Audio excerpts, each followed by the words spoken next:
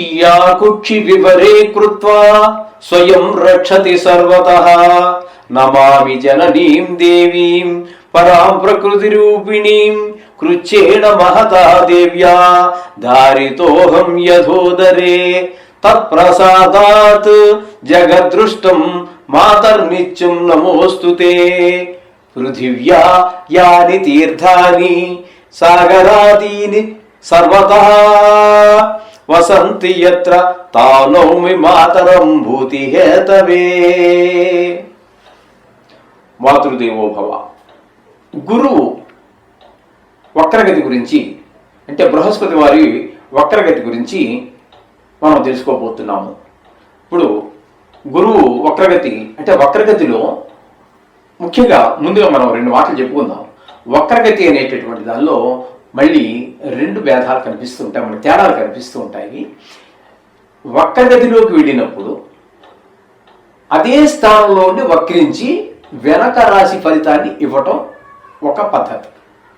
అలా కాకుండా వక్రించినప్పుడు వెనక స్థానంలోకి వెళ్ళిపోయి అక్కడ ఫలితాన్ని ఇవ్వటం, ఈ రెండు రకాల పద్ధతుల్లో జరుగుతూ ఉంటుంది వక్రం అనేటటువంటి.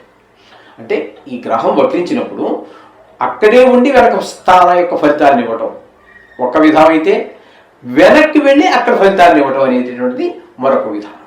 మొత్తం మీద ఫలితం ఎక్కడ ఉన్నప్పటికీ ఆ ఫలితాన్ని వెనక్కి, ఇప్పుడు ఉదాహరణకి వెనక్కి వెళ్ళింది అనుకుందామండి, వెనక్కి వెళ్ళినప్పుడు కూడా ఈ రెండు స్థానాల ఫలితాలు ఇస్తుంది. యథార్థంగా ఎక్కడ ఉండాలో అది ప్లస్ ఏ ప్రదేశంలోకి వెళ్ళిందో అక్కడ ఆ స్థాన ఫలితాన్ని కూడా కొంత ఒక 20% 30% వరకు ఆ స్థాన ఫలితాన్ని కూడా ఇస్తూ ఉంటుంది. లేదు అక్కడే ఉండి గ్రహమే మొత్తం వెనక్కి వెళ్తే అక్కడ ఉండే ఫలితాన్ని కూడా రెండు చోట్ల కూడా అదే ఫలితాలు రెండు స్థానాలలో వక్రించక ముందు ఎక్కడ ఉన్నది అంటే వక్రించక ముందు వెనక్కి వెళ్ళినా వెళ్ళకపోయినా కూడా కొంత పర్సెంటేజ్ రెండు స్థానాల ఫలితాలు ఖచ్చితంగా ఉంటాయి. ఇది కొంచెం గమనించుకోగలరు.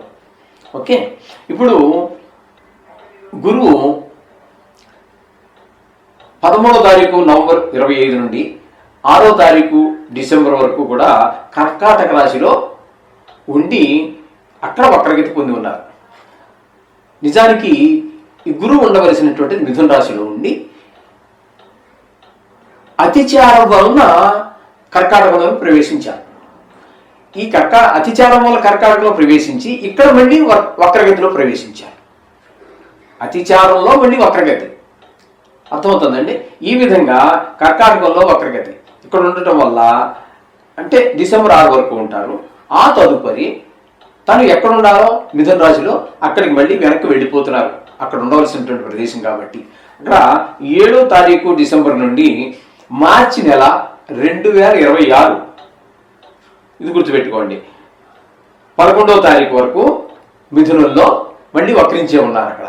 ఆ తదుపరి వక్రగతి నుంచి బయటపడతారు, రుజు మార్గంలో వస్తారనమాట.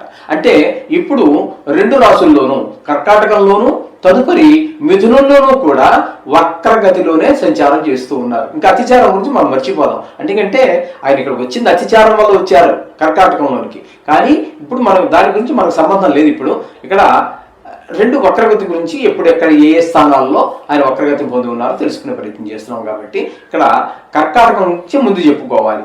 కర్కాటకంలో మనం 13వ తారీఖు నవంబరు 2025 నుండి 6వ తారీఖు డిసెంబర్ వరకు కర్కాటక రాశిలో ఉన్నారు.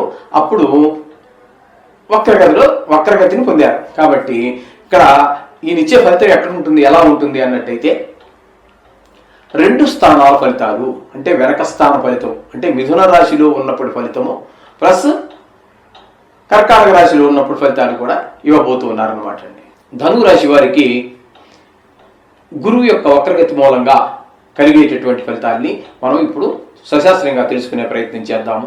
ఇక్కడ ధను రాశి వారికి 8వ స్థానంలో గురువు 13వ తారీఖు నవంబర్ నెల 2025 నుంచి 6వ తారీఖు డిసెంబర్ నెల 2025 వరకు ఇక్కడ 8వ స్థానంలో సంచరిస్తున్నారు.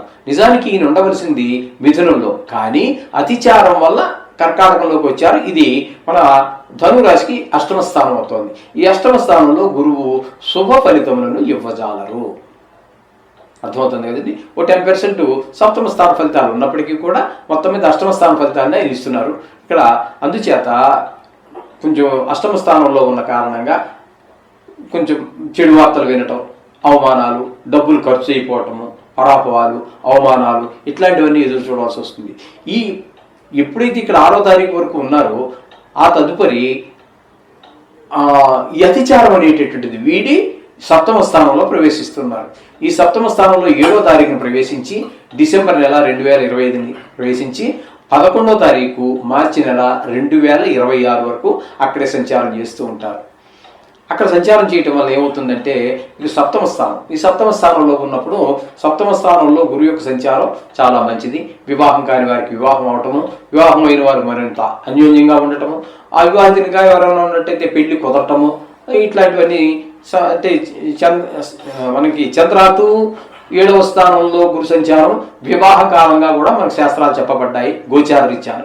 అందుచేత అది కూడా మనకి వివాహితులకి వివాహం అయిన వారి మధ్య మరింత అన్యోన్యత పెరగడానికి, అలాగే జాయింట్ వ్యాపారం చేసుకునే వారి మధ్యన కూడా ఏకాభిప్రాయం ఏర్పడి ఆ వృత్తి ఏదైతే వ్యాపారం చేస్తున్నారో ఇద్దరు కలిసి, ముగ్గురు నలుగురు ఐదుగురు కలిసి చేస్తున్నారో ఆ వృత్తి, ఆ బిజినెస్, ఆ వ్యాపారం ముందుకు వెళ్ళేటువంటి అవకాశం మనకి బాగా గోచరిస్తూ ఉంటుందండి. ఈ విధమైన ఫలితాలన్నీ కూడా మనం ధనువు రాశి వారికి చెప్పుకోవాలి.